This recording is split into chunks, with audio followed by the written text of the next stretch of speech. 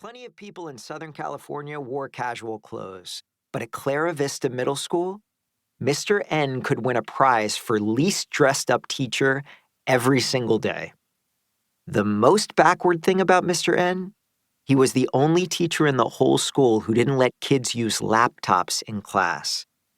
He claimed there was no rule saying he had to allow them. Josh had checked the school handbook after getting the first assignment, just to make sure. Josh wasn't sure if Mr. N even owned a computer.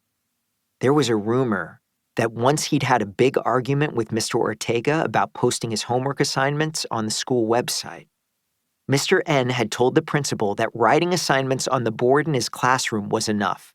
And he didn't mean one of the Smartboards that every other teacher used. No, Mr. N had an actual chalkboard that he could move around the room on wheels. The whiteboard was there, but Mr. N kept it hidden behind a huge poster about the parts of speech.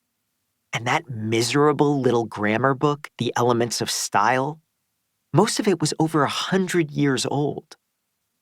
Almost every day, Mr. N made the entire class open to a certain page, and then some poor kid would have to stand up and read something out loud. If you forgot to bring your copy to class, you'd get a red mark in the grade book, and 3 marks made your whole grade drop 5 points.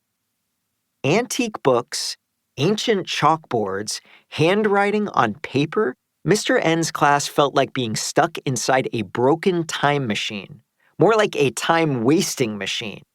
It was so frustrating to Josh, who just wanted Mr. N to appreciate the world his students were actually living in. But grumbling was also a waste of time, so Josh opened a new document on his laptop. He had to write out the final copy by hand, but he always typed his first draft, like a normal human being living in the 21st century. Something beautiful. Josh stared at the empty document on his screen, watching the cursor as it blinked and blinked. He had no ideas, not even a bad one. But as he looked at that blinking cursor, he decided it must be appearing once each second, a half second on, a half second off. He opened the stopwatch app on his iPhone and ran a quick test. Yep, 1 blink per second. And Josh understood why. The cursor blinked once each second because somewhere inside his laptop, there was a line or two of computer code. A programmer had written that code, which told the computer what to do, and the computer obeyed.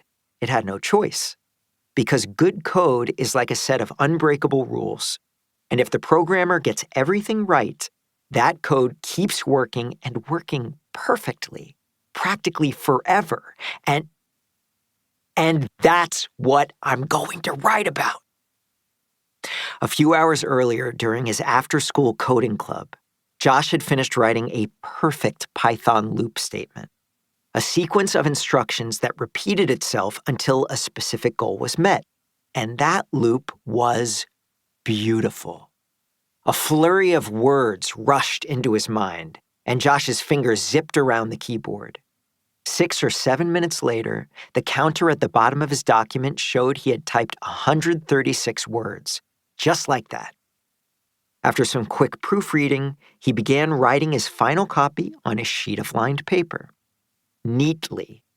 Josh knew he had scrunchy handwriting, but his spelling was perfect, and his sentences made sense. The page looked clean and organized, and word after word flowed onto the paper in bright blue ink. With only 4 sentences left to copy, disaster struck. The pen skipped, and the dry point almost tore his paper. It was out of ink. Josh shook the pen and tried it again. Nothing.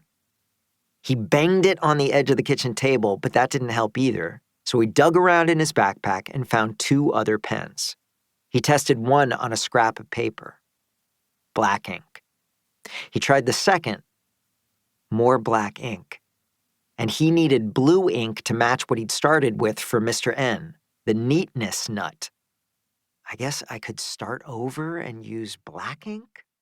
Josh shouted. Hey,